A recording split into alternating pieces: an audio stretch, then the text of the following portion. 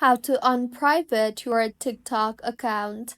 Hello everyone, I am Bishaka and welcome to our channel. Now let's get right into the tutorial. Firstly, go ahead and open the TikTok application on your device and make sure you are signed in, and if not, then go ahead and sign yourself in.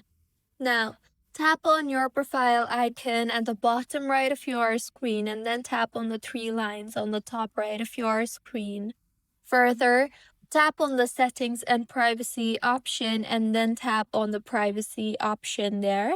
Now go ahead and toggle off the private account toggle button, and this will instantly make your account public.